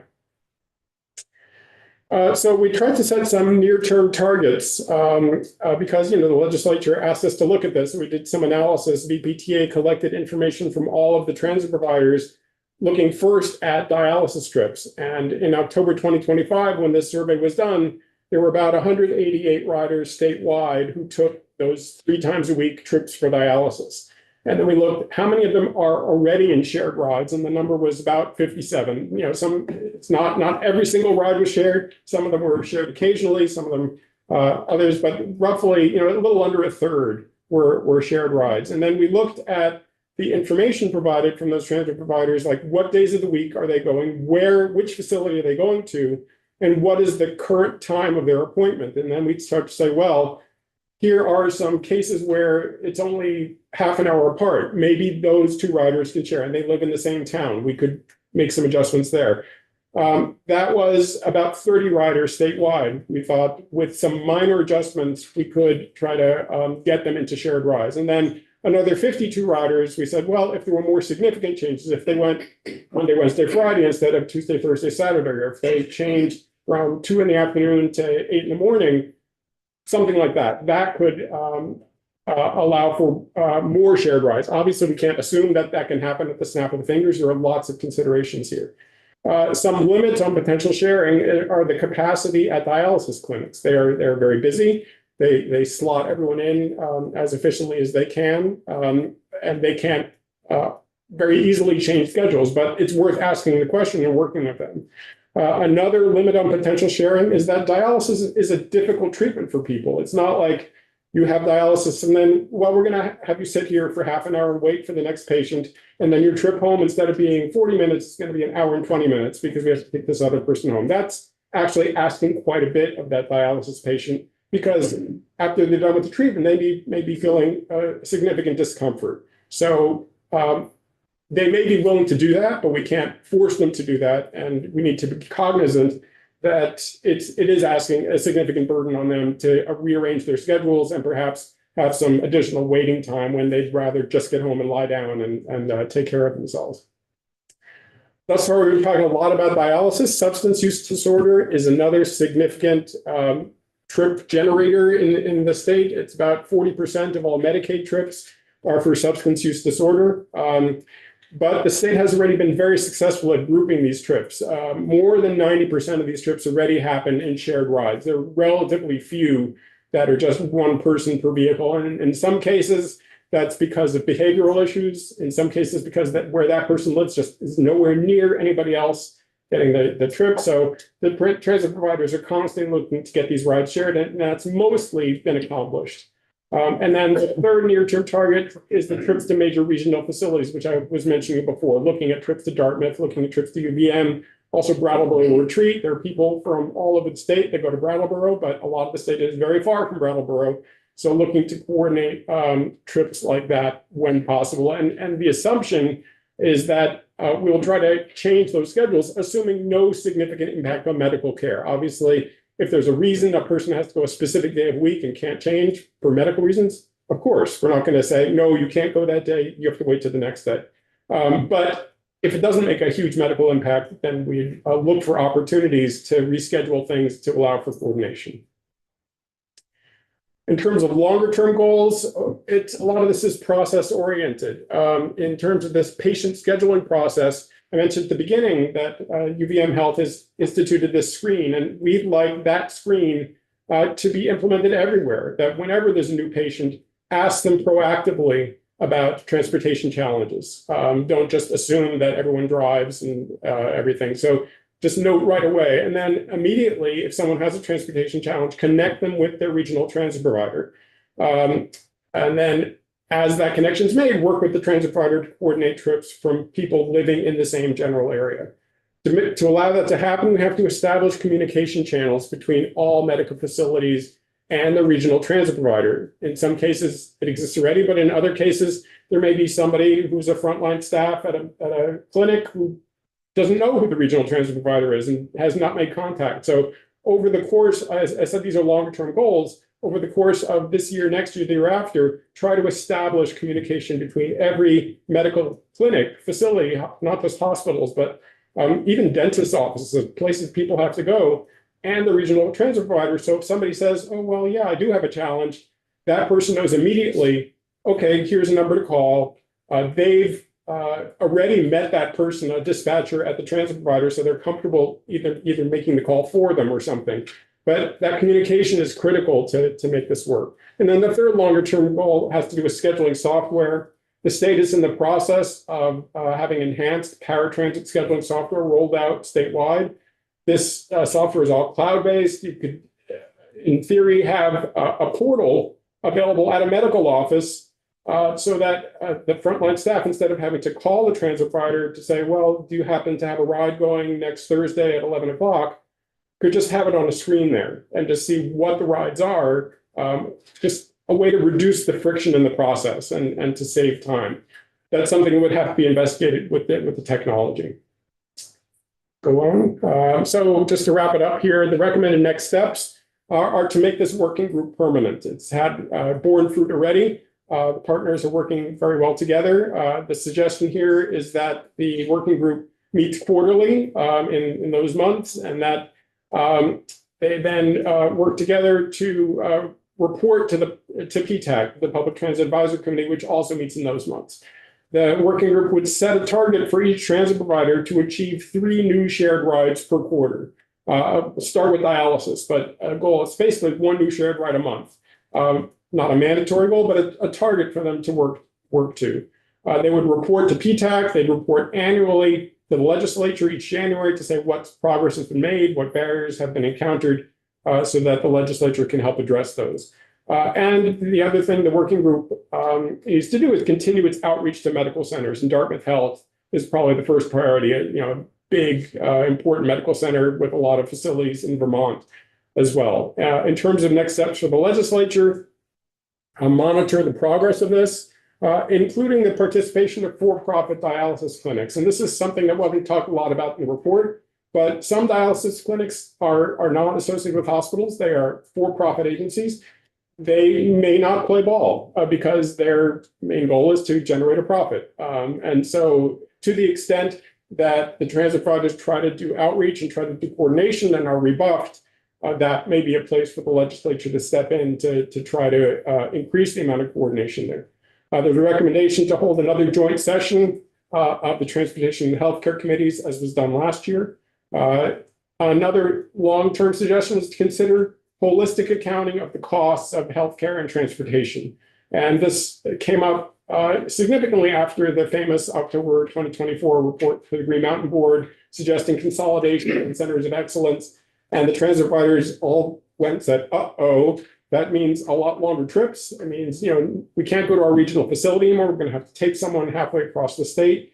And that's not to say it shouldn't be done, but the transportation impacts of that have to be accounted for in a clear way, because if that's really going to raise the cost of transportation, that has to be counted against any potential cost savings on the healthcare side. And then finally, the legislature last year invested in volunteer coordinators, and another role at transit providers are mobility managers. And that's sort of the analog to that care management team that I mentioned at the beginning at UVM Health, people who are dedicated to working with particular riders to help them adjust their schedules if necessary, to help figure out ways that they can get rides places beyond just the public transit provider, family, friend network, all sorts of churches, other things. The mobility manager would be tasked with that to help manage the demand level, because the demand, as we've heard, the demand level keeps rising with an aging population. We expect it to keep rising. Mobility managers can help relieve some of that pressure. And with that, I will turn it over to other witnesses or answer any questions you might have. In this process of looking at this, did you look at other states or other areas, and are they sort of doing the same thing, struggling the same way? They are certainly struggling in a number of ways. I did a national search for examples of this, and trip coordination is something that everyone tries to do to get shared rides. I look specifically the cases where transit providers or other state agencies were working directly with the healthcare sector to try to have this partnership in adjusting medical appointment schedules to allow for it. And I did not find any examples of that. Vermont is again a leader in this sort of thing. There is a thing called HealthTran in Missouri. I tried to contact them many times. They were very busy, I guess, and never returned my calls to find out what they were doing. But there are cases of transit and healthcare working together, but I did not find any examples of this specific partnership where they're saying, yeah, well, let's actually change how we're scheduling patients to try to increase the number of opportunities for shared rides. And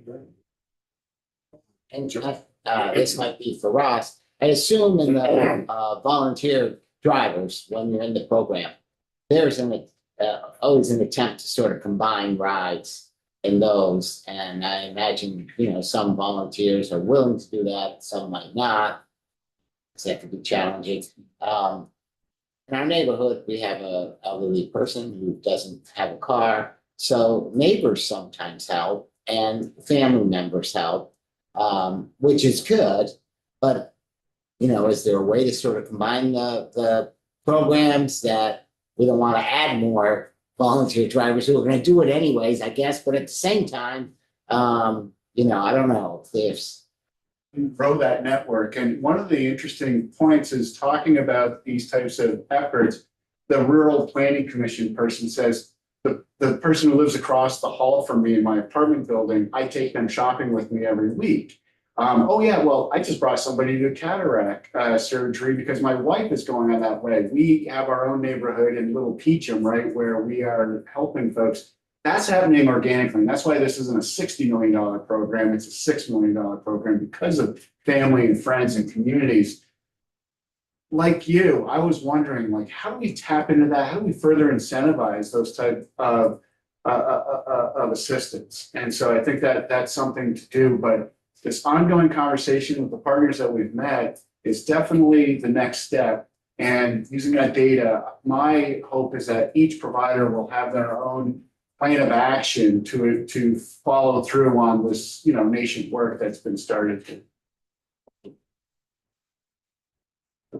Yeah, I just want to say thank you for this very clear presentation, and it's great to see this type of work happening. I think there's a lot of promise in that. And the mention of the mobility management, when you're talking about the friends and neighbors, if you had a system where you could say patient A has a neighbor and a friend, so maybe the neighbor and friend is not available to other people, but goes into the mobility management of this particular person. So that sounds like a good idea. I'm sure there will be a cost involved. But anyway, just great results. Thank you. Do we want I was just like, yeah, this is great, really very pragmatic and it's doable. Are there any issues with HIPAA? Privacy? I just wondered, they just seem like every time you turn around, there's a do this because of HIPAA. Yeah, I'll probably let the healthcare sector talk about the HIPAA. The analysis that we do, was very cognizant of HIPAA issues. And so, the report doesn't have any identifying information of anybody in it. Right. But, the transit providers deal with HIPAA all the time, you know, because of so many medical trips and Medicaid regulations. So yeah, that's definitely accounted for, and you know, I'll let my healthcare friends speak to that I more. was just wondering. Thank you. Okay. Who is up next? Should we go to Karen and then Devin? Great, well, then let's hear from Karen, Karen. Okay, good morning, and thank you for having us here today. I am actually joined by my colleague, Dr. Natasha Withers, and if it's okay, we figured we could testify jointly, and that way you can ask us both questions, if that's all right with the chair. Excellent. Okay, so for the record, my name is Karen Bastine, and I'm the Senior Community Relations Officer for UVM Health. And I am Natasha, do you want Natasha, I'm Dr. Natasha Withers. I am a family doc at Porter, and I'm also AVP Medical Director of our High Value Care team at UVM Health. So as you all heard, this has been just such an incredibly positive experience in deepening our collaboration with the transportation providers. So, you know, we just wanted to share with the committee on behalf of UVM Health that we are in support of the recommendations that Stephen just walked you through. And I think, you know, all of us have just appreciated having the opportunity to do this real-time problem solving that Stephen referenced in the report. And I was hearing the questions in the conversation about the community driver program and that conversation that you all were having about, oh, there's a lot of us doing this anyway. Those are the kinds of things that we've been thinking about with our volunteers at the hospital. So as part of this initiative, we're actually working with our volunteer coordinators at our 3 hospitals, which is Porter, Central Vermont Medical Center, and UVM Medical Center, to see if there's a way to also encourage folks who are already coming to the hospital to volunteer their time if they would also be interested in taking on a couple of driving opportunities a week too. So we're excited to help VTrans and our local transportation providers get the word out and increase interest in this program. And so just in short, we're just looking forward to the continued partnership that Stephen laid out in the report. Thank you. Natasha? Natasha, have anything to add? Oh. Yes, I'd love to. So thanks so much for the opportunity. And I just wanted to kind of highlight the collaboration that happened between our dialysis units and the transit provider. This has been a really positive experience on both sides. The dialysis units for years have looked for ways to put patients together that have shared rides, but did not have the unique connection to the transit provider. So being able to put those two parties together and see how quickly they were able to problem solve and have such an impact in short order was really a powerful example. And we are really looking forward to other opportunities. They continue those collaborations and discussions on a regular basis. So I imagine next time we report out that we will have even more successes to tell you about. And we're also looking for other opportunities where shared rides make sense. So we are fully on board with this. And as Stephen mentioned, we also are identifying patients in our primary care practices that may have needs that have not previously been identified. So really looking forward to those ongoing discussions on how we might use our care management team and the screenings that we're doing to match resources appropriately in the community. So thanks so much for the opportunity. I appreciate it. Thank you. Representative Potts? Yeah, thanks. And it's good to hear that, you know, the medical providers see this need too, and, you know, are willing to join in. We talked about the initial screening for new patients. How do you identify a patient who maybe, you know, all of a sudden has new medical needs that require transportation, or their situation changes, now they might need transportation and might not know to tell the doctor or whoever, I'm not sure I can get to this appointment, or so I assume those are picked up. How is that typically done? So we try to screen patients once a year. So if they're a new patient to us, we screen them. But if they're coming in for a wellness exam, we're also screening them. I think as a result of this screening and just general awareness around this issue, providers are also starting to ask these questions sort of ad hoc. So if they're, saying you need to get to a specialist, they're starting to ask questions. Can you get there? Do you have transportation? And because we have resources, it's really easy to ask those questions and be able to then take the next step. I think historically, not having that next step has been a barrier to asking the questions. But since we have that full system in place now, it's really working quite smoothly. Thank you. That makes total sense. Yeah. Anybody else have anything? Okay, we're going to go to, well, thank you very much for joining us. There's a lot of enthusiasm. It's nice to have a positive piece. We do have Devin and I. Oh, that puts a lot of pressure on. Thank you for having us.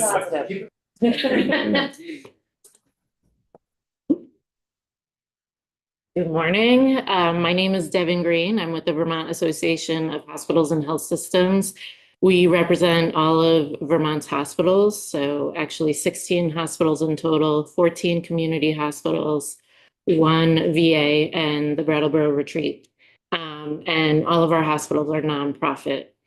Thank you for having me in here today. I don't often get to come into this committee, so I appreciate it, and I see it as a real sign of the times. Like Karen and Dr. Withers, I'm very appreciative of this work and working with this group. As you all know, Vermont is, according to the US Census, the most rural state in the nation, and that provides us with a lot of transportation challenges and a lot of healthcare challenges. And so it's very timely to have us coordinating together.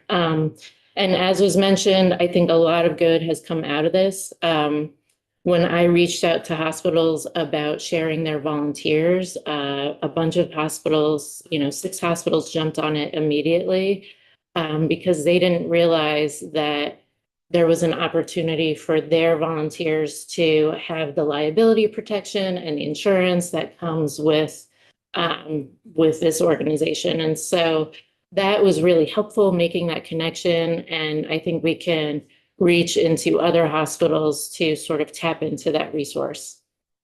Unfortunately, our volunteer population has been hit pretty hard with COVID. They tend to be a little more elderly. So there may be so much that we can do there, but it's still a great way to coordinate and sort of make our resources stretch as much as possible. So really appreciate that effort.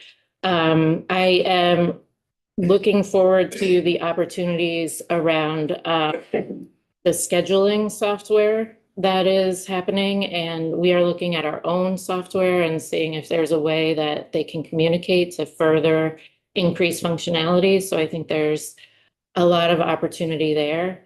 And we've also, this is late breaking news, but I did reach out to Dartmouth Health. They are interested in pursuing coordination opportunities as well. So in all, I really think that there's a lot of work that can be done here, and I appreciate starting off at this level. And I do want to stress that our hospitals have transportation really high on their priority list. We are looking to go through a transformation process where services may be put in different places. And we understand that transportation is going to be a core function if that happens. And so we are really grateful for the opportunity to start with this collaboration and continue going forward to meet those needs. So thank you. Representative White? Oh, just a quick question. So I believe that UVM contributes to public transit in their area. Do all of your hospitals that you represent contribute to public transit costs in their respective areas? I don't actually know. I can get back to you with an answer to that. Representative Powell? Yeah, thanks. I could see where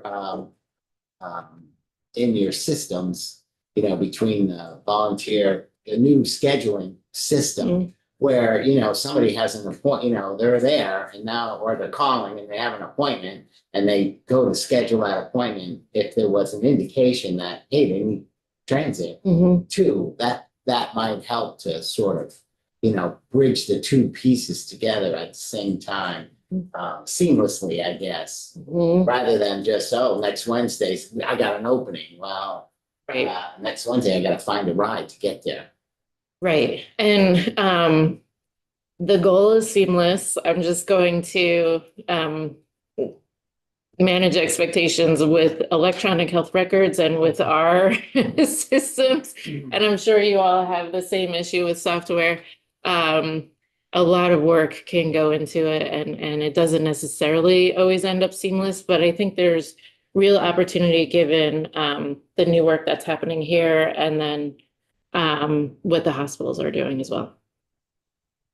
Potentially a pilot where we can have an application on the screen where that scheduler at the healthcare provider has access and can actually book the trip, understanding that process. That's a worthwhile pilot in the next 12 months. And we'll be seeking that. And when we talk about volunteers, when I think about those facilities, to have those posters of welcoming people to become a community driver, becoming a volunteer, we might be hitting folks right at the right time. So, you know, even those types of advocacy steps could be meaningful to our outreach. I was going to ask if you are just doing that as a practice, if somebody says, hey, do you have a ride? Do you have a way to get here? If that's just like something that's being dated, it's being gathered. Yeah, I think in general, as was mentioned, and as you all have probably experienced, when you go for your annual visit, there's usually a survey that you have to fill out, and it asks about your food needs, your housing needs, and your transportation needs. So I think a lot of our hospitals are doing that already. There may be an opportunity to standardize that more, and we just want to make sure that we were meeting that questionnaire is usually a part of a broader quality measures piece. And so we just want to make sure that we're meeting that. I guess I was wondering at the moment of scheduling. Oh, right, when you're doing the phone call. Yeah, either by practitioner assisting somebody perhaps who needs that, or by somebody just calling up. You know, like if I get an annual mammogram, you know, right. Just somebody could say, hey, you know, are you all set for getting here? It would be, you know, just. Yeah. I think that could go well in conjunction with the software piece, because I think the main, as Karen alluded to, the main issue is our providers do not like to ask a question more than they can't help the person. If they're asking if you have transportation and then we don't have the transportation to offer them, then that is an issue. But if we have a good system in place where we can sort of seamlessly schedule them right then, I think that is more likely to happen.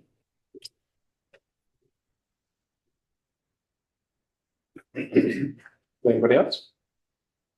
I think Grace is on our list next for testimony. Clayton, you had something you wanted to ask in between, or? I just wanted to point out something that the University of Vermont Medical Center did that was amazing to help Green Mountain Transit, is that they this past year did an unlimited access agreement with their employees, which gives us $60,000 worth of extra local match. And I'm really happy to report that we've seen ridership from hospital employees grow since that was put in place. And so I want to make sure folks know of UVM Medical Center's good work in that.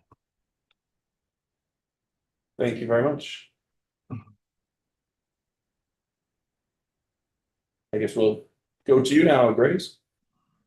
Thank you. For the record, my name is Grace Johnson. I'm with the Medicaid Policy Unit at the Agency of Human Services. I just want to thank you for the opportunity to be here in committee today. And thank you, Stephen, for the presentation. I think we would just like to echo everything that has been said so far. And on behalf of the departments and the Agency of Human Services, I would just like to note that we appreciated the opportunity to be a part of this collaborative effort. And we look forward to working with this group moving forward to ensure that we're providing the best service possible to Vermonters. Straightforward and positive. Wow. Something seems up and down today. Yeah, so Ross, anything else that we want to add? Grace, thank you very much. This time we'll provide regular updates upon request. Anybody else in the community? Okay, I know that we're all set for this piece. I think we covered everybody that was here for this morning. Caleb, you got skipped earlier. I don't know if you wanted to jump back in. Anything you wanted to update us on? I'd hate to hold it from lunch, but happy to discuss both the Medicaid program and the O&D program, which were, I believe, the agenda items of my testimony. If you said you have some to then say? Yeah. We still got 10 minutes. Okay, I'd be happy to. Excellent. Thank you.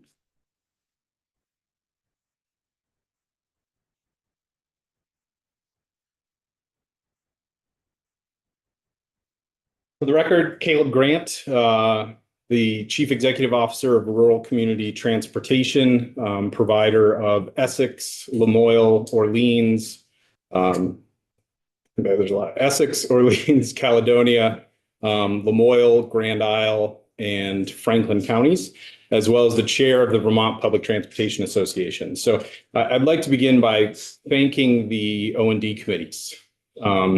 It is work that all of you are familiar with. It's painful and it's strategic rationing. We begin each year with looking at both our request and what is awarded for the O&D budget. And then it's the process of extremely difficult conversations. I think what you saw this morning was the outcome of those incredibly difficult conversations. I realize it sounded very complex and a bit heated at times, but at the end of the day, you're making hard decisions.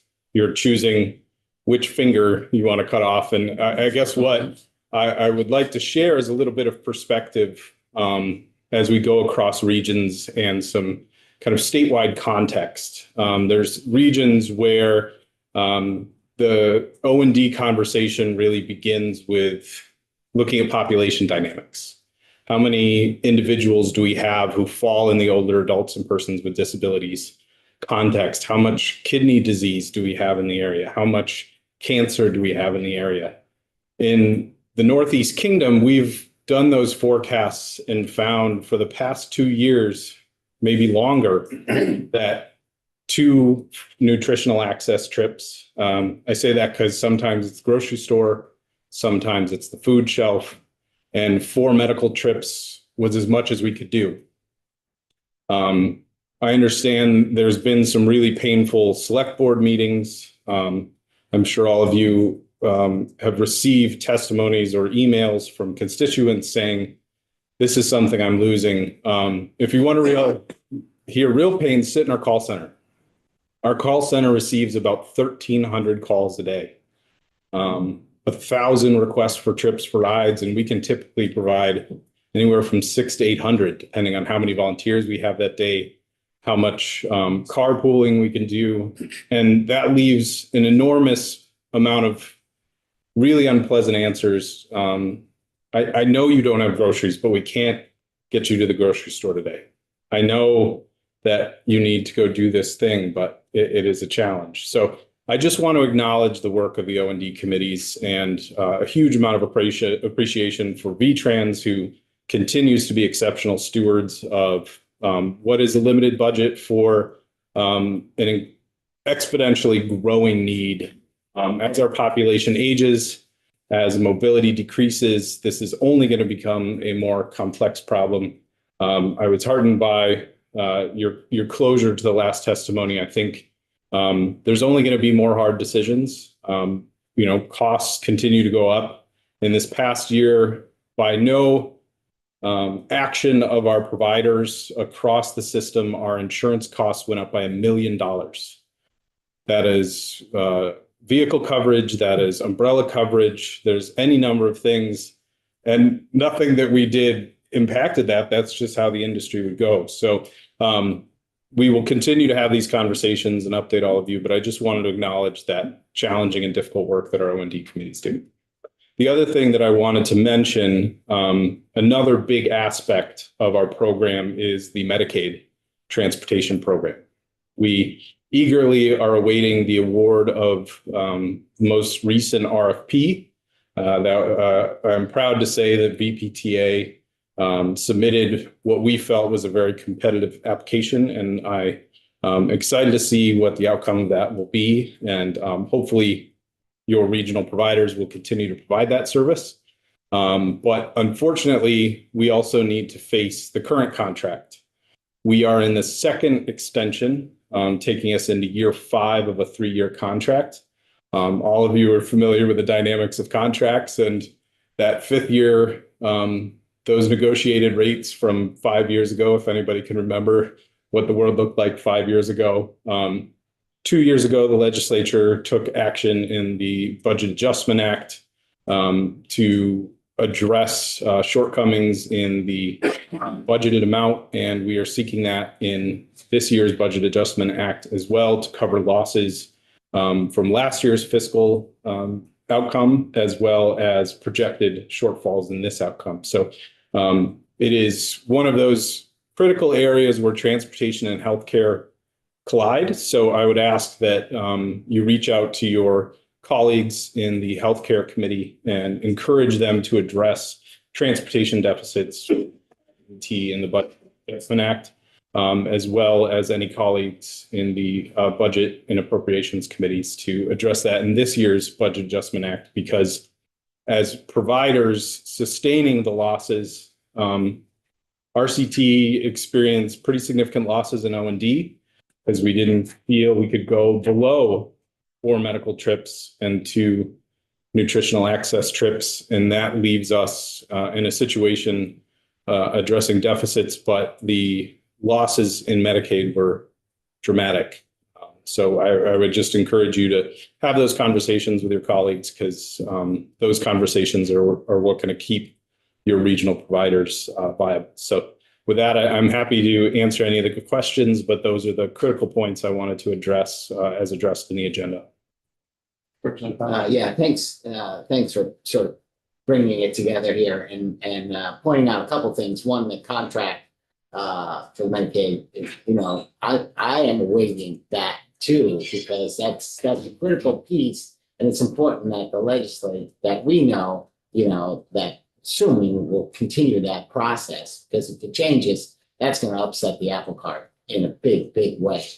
The other piece is maybe Ross or somebody could just provide us just a 1-page, half-page thing about the budget adjustment and where we are in the 5th year of this 3-year contract, as far as how deep in the hole are we, and what is the ask, I guess.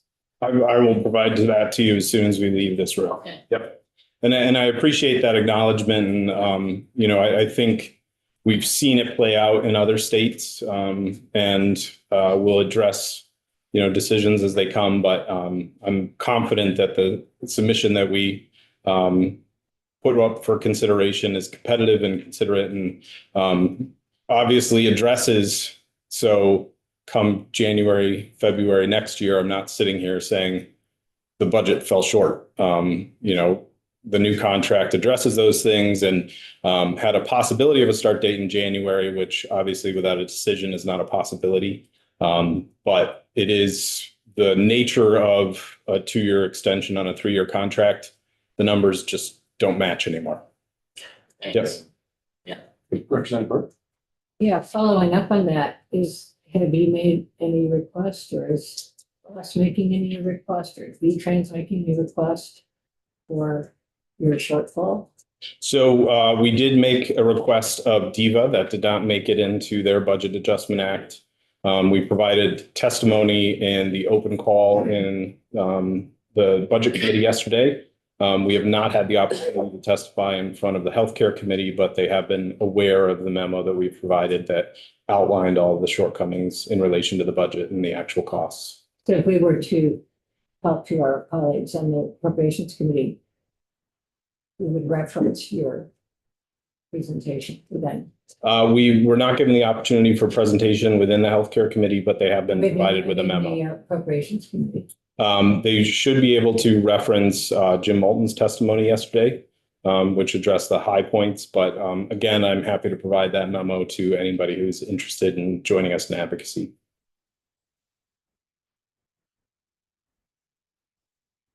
Anybody else?